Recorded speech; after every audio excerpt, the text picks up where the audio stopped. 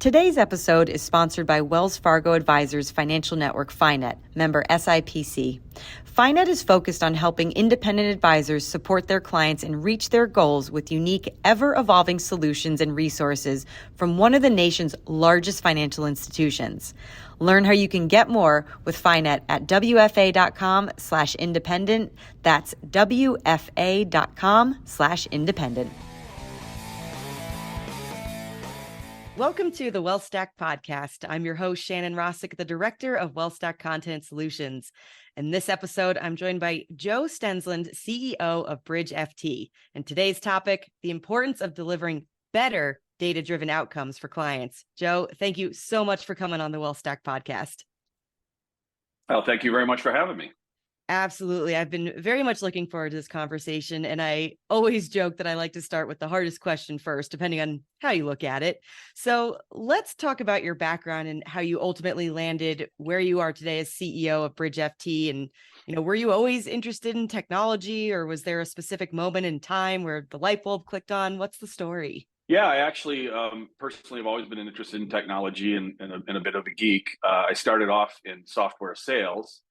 And then I took my first job in financial technology some 25 years ago or so at Thomson Financial, which was a predecessor company to Refinitiv and Thomson Reuters as a product manager. At Thomson Financial, we started what was their wealth management group. We built a product called Thomson One Advisor, which became Thomson One Wealth Management. It is still the most used desktop application in wealth management today. And I did that for 9 years or so and grew tired of the large company. And I joined a startup technology firm out in San Francisco.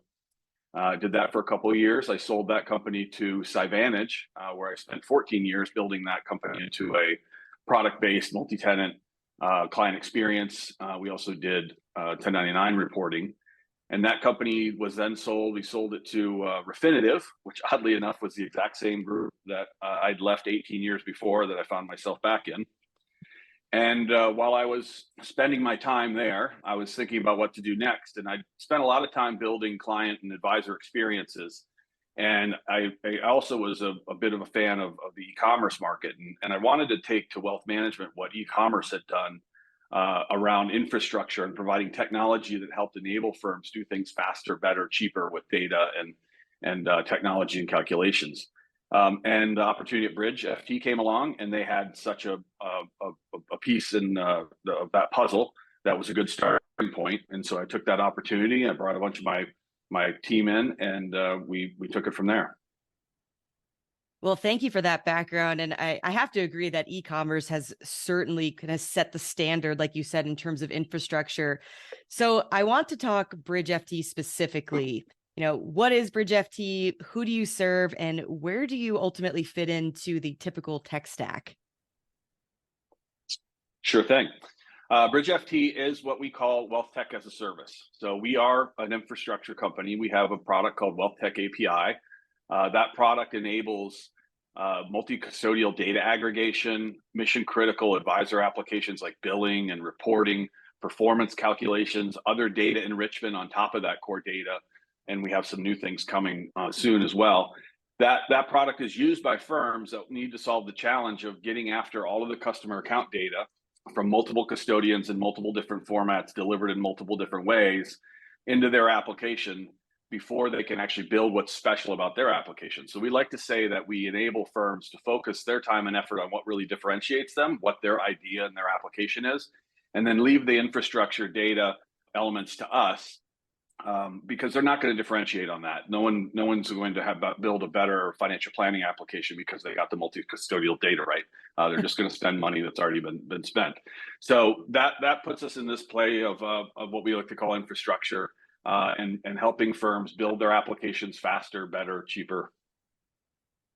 Well, I certainly appreciate that context. And so with that, I actually want to dive into our first segment that I like to call Stats All Folks. And this is actually a 3-for-1 this time. So according to McKinsey Global Institute, data-driven organizations are not only 23 times more likely to acquire customers, but they're also 6 times as likely to retain customers and 19 times more likely to be profitable. So let's dive into that a little bit and what that means in the context of our industry specifically. Yeah, sure. I've got some ideas on that. I think it's actually a little maybe a little basic, which is data is facts, and facts drive decisions. So better data means better decisions. And if you're not, even in running the business that I run, if I can't make the decision based on data and knowing the data, then I don't have a lot of confidence in it. And I think that rings true across everywhere, certainly not just in wealth management.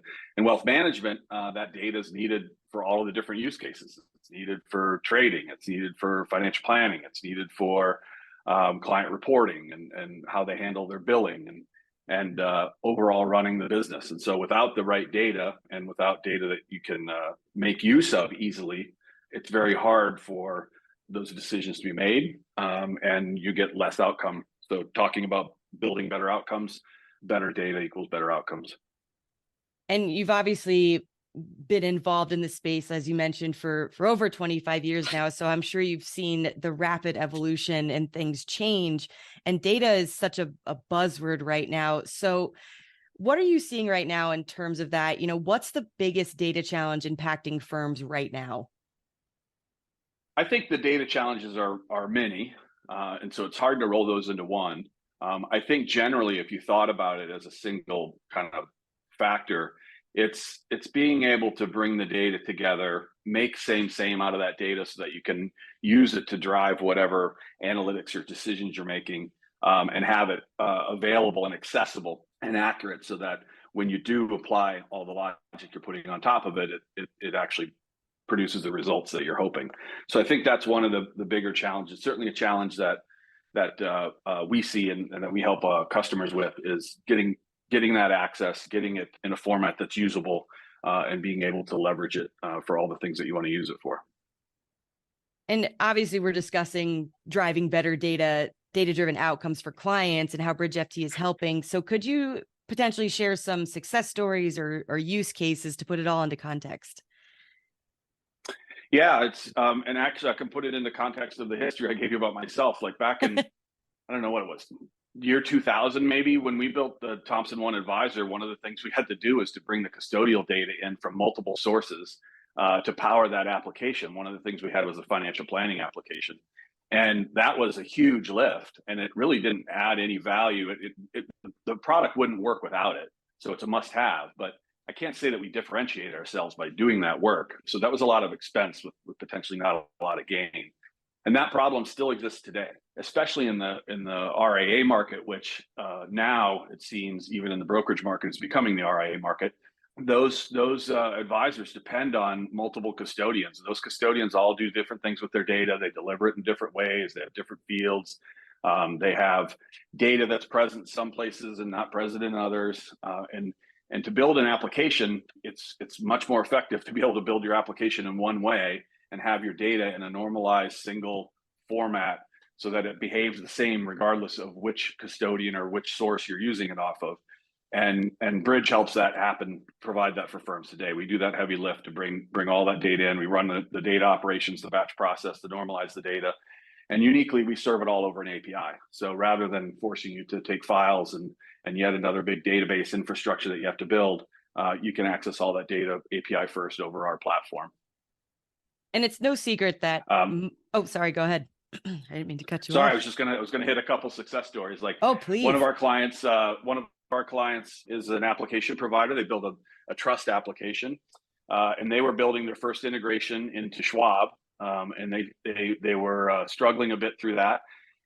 And then their next customer, of course, was on TD, and the next customer after that was on Fidelity. So he was looking at a 1-year roadmap of building these custodial integrations before he was even getting to finishing his application that's running on him. With Bridge, he wrote to our API. He was up and running in a couple months. He had access to all of those custodians. So we saved him a year, probably several $100,000 to $1 million. Oh, wow. Another good case study that's been in the press with us is Dynasty. Dynasty is building a first-class advisor and client platform to differentiate their business. And they realized that they'd be better served by focusing their efforts on what's going to make them unique rather than bringing the data and the plumbing in. So they turned to us. We bring together all their custodial data to power their applications. And again, that was a major time saver for them and a significant cost saver that allowed them to deploy those resources towards the things that really make Dynasty great, rather than putting in the same infrastructure that everybody else has to. And I see BridgeFT everywhere, especially when I'm on the road. So obviously no signs of slowing down whatsoever. And, it's pretty clear that modern wealth management success really hinges on technology. And so I want to dive into this concept, particularly around custodians, because you've really made it a point to have deep integrations and partnerships within the fintech ecosystem. And as you mentioned, it's an open industry secret that there's still challenges when it comes to working with custodial data. Why was that initiative so important to get right? And are you hopeful that that's going to change? Are the custodians going to be able to keep up? Where do you see all that going? That's a great question. Yeah, it was critical for us because we did it for our own applications. We were self-serving and building our applications and solving this problem just like everybody else has to. And it was at that time that the board looked at it and said, if this made this big a difference for us, perhaps we should look at commercializing this and making this a big part of our business because we could help others the same way that we helped ourselves. And that's what really started the change and my coming on board in 22 and the focus that we've had over the last year and a half. The data is never going to, that challenge is never going to go away. It's not like the custodians are doing anything wrong. It's just that everybody does everything different. It's like different languages and how do you speak the difference between those? So that work's going to have to get solved. But back to my earlier point, why solve it again? This really should be an industry utility, which is what we're aiming to do on that part of the business. Once you get the data in, though, there's other things you want to do with it. And that's sort of the future focus as we continue to scale it at Bridge. And you mentioned partnerships. And so, yeah, we just introduced a new concept for Bridge. It's called the WealthTech API Marketplace. And that marketplace brings together other vendors and partners of ours and sometimes clients that are pre-integrated with Bridge data that sit on the value chain that we're serving and also offer data and information that could improve the value of the data that we supply on the core platform.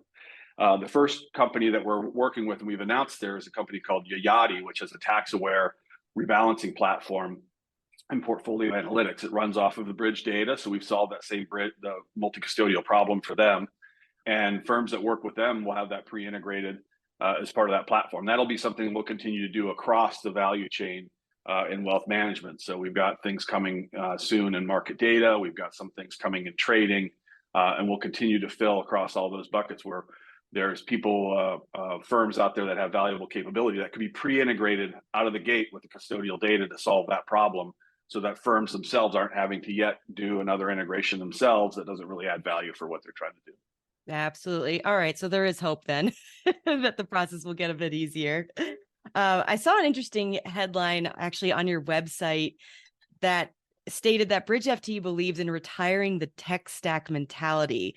I want to unpack that and dive into the challenges and opportunities of what that means. I think the concept there is that one of the premises of what we're doing at Bridge is that firms are going to build and own and maintain their own digital experiences for their clients and their advisors. It's important. It is part of their value proposition increasingly, and that can't be done as an outsourced service. So that means they're going to be building more technology. So they're going to have to get more familiar with the quote unquote tech stack. But it doesn't need to be at that level where they're putting pieces together and having to integrate all the different services themselves, having things be pre-integrated, data loaded into them, having solutions that are more tightly integrated through API, and back to the e-commerce point is really the driving force for us, which is let the firms focus on what the user interfaces are going to look like and how they're going to differentiate their workflows. But the core services could be integrated through API. And as long as everybody's servicing their clients with a robust set of APIs, that gives the flexibility for them to do that. And the tech stack of Frankenware merging multiple systems together and user interfaces that don't make sense and stupid things like single sign-on go away because behind the scenes, you don't know that Amazon.com is served by 1,000 different API providers. It's seamless. And that's what e-commerce has showed us. And I think that's what's going to happen in wealth management. No, that absolutely makes sense. And I've always used that terminology of the Franken stack. So I'm glad that got pulled in. So it's a great segue to my next question, because Again, as you've kind of seen things change and evolve in our industry, what does the next generation of wealth management applications look like? What's your hope and, ultimately, what's your prediction here? Sure. It's a little bit of a carry on from my last response is one, I think firms are going to build and own their client and advisor experiences. That's how technology is going to differentiate. Having two firms that say that their main value proposition to clients is in and around the financial plan and helping you meet your dreams aren't going to be served well by sending the same financial planning report out from both firms that comes from a third party software. It's got to be something that's unique and part of their value proposition. So they're going to own that part of it. Mm-hmm. That means it's going to go the way of what e-commerce has done, which I think more of these providers on the fintech side need to service the market with API first platforms that allow firms to put together their own applications, their own concepts.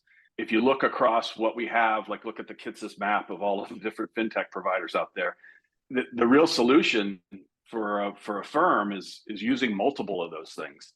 And you're not going to have anything but a Frankenstack if you try to stitch together a bunch of user interfaces that try to achieve that same thing. Firms are going to have to build a workflow that goes through the customer journey from start to finish using multiple providers. And the only way to do that is an API first type platform where the client is driving the client firm is driving the experience.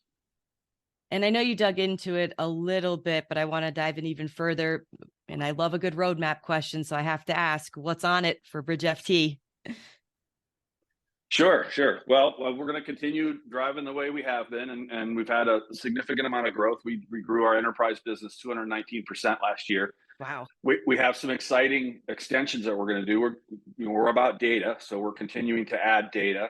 We have some plans that include what I talked about with Marketplace. So there's a whole suite of partners that we'll be rolling out over the coming months that bring together the benefit of the BridgeFT data and services together with the services that are provided by third parties so that clients can leverage that more quickly and easily and cost effectively.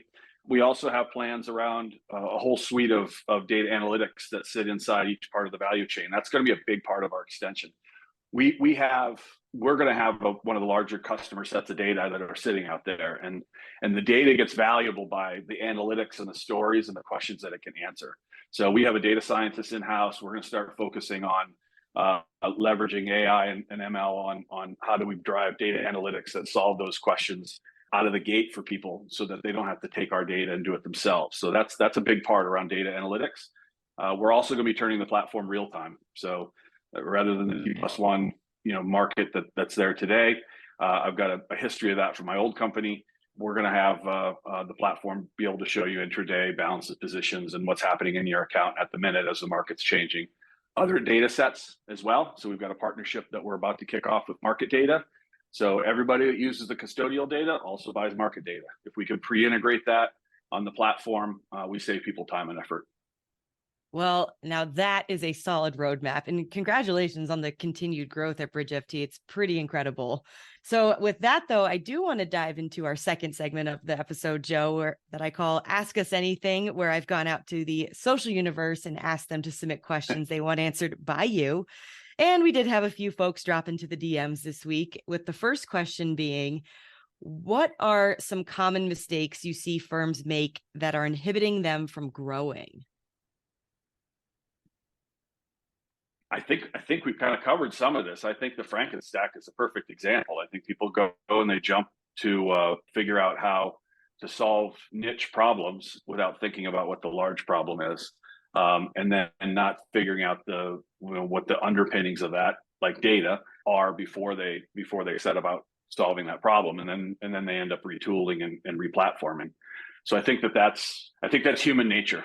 People go to the doctor because they have something specific wrong. They don't go to the doctor to get the whole story checked out. And I think people build technology the same way. They've got one or two problems, they solve those, and then the next thing they have to put another addition on the technology because there's another problem. So getting a better picture of the full footprint and what kind of foundation it's going to take to support that, I think is an important thing to do. Oh, sure. Absolutely. And in a similar vein, we did have another question around what holds companies back from innovating ultimately. And it's interesting because we just hosted at our conference back in May, we hosted a CTO think tank roundtable and talked to these, technology decision makers. And I know data, of course, came up, and being stewards of data and having actual plans around it.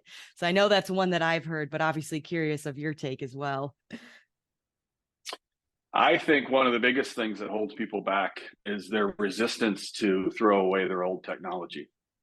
One of the things that really impresses me about BridgeFT when I came and that we have kept up is that, we try to eliminate tech debt before it becomes debt. Technology moves very, very quickly. You can be much more efficient using the latest. Yes, it does take some time. You have to have continual investment on retooling and getting up with the standards. But if you do it wisely, you're going to do it in the areas that really pays off in quick time. A great example is, Bridge is we're all AWS, so we're completely in the cloud. Everything we have is in the cloud. And from a cost standpoint and how fast we can move is completely different than my last company where we were co-locating all of our stuff. And, we continued on because the change was expensive and hard. I think innovation would happen a lot faster if we were able to make that move quicker, bite the bullet, and get rid of some of that tech debt. So embrace the pain and change is what you're saying. Yeah. Yeah. Otherwise it's going to be too late. That I completely agree with that. Well, I appreciate you being put on the spot and being put in the hot seat. But we have come to our final and what might be my favorite segment that I affectionately call Stack It or Whack It, where I'm going to throw out a few technologies and be warned, they are not necessarily wealth tech related always. And you tell me if they are worth the hype or not. So obviously, we've been talking a lot about data. So I have to ask about data security tools within wealth management. As firms deal with more and more data from various systems, they need to ensure they're not only compliant, but secure from threats, that it's being monitored correctly. So in its current state, stack it or whack it when it comes to data security tools in our industry. It's a stack. It's a must-have. It's mission critical.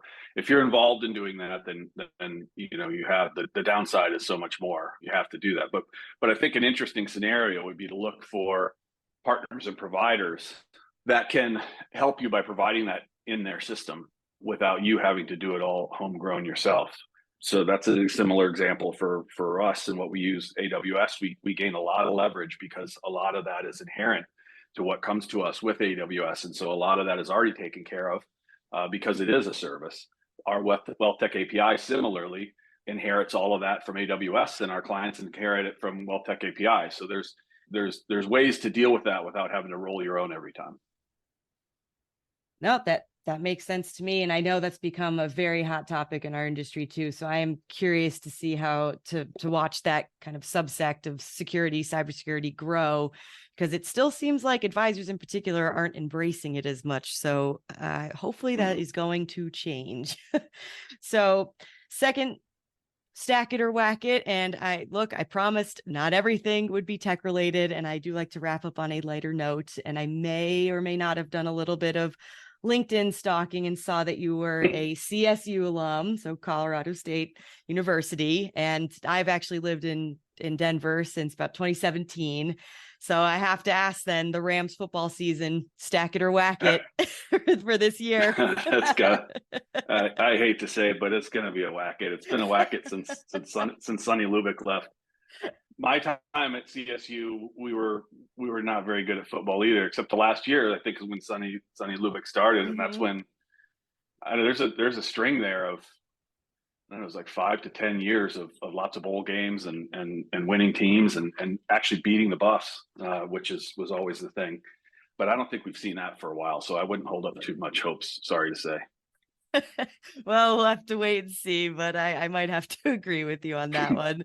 But Joe, it's been an absolute pleasure speaking with you. Please feel free to tell listeners where they can find out more about how to connect with you and what's happening at BridgeFT.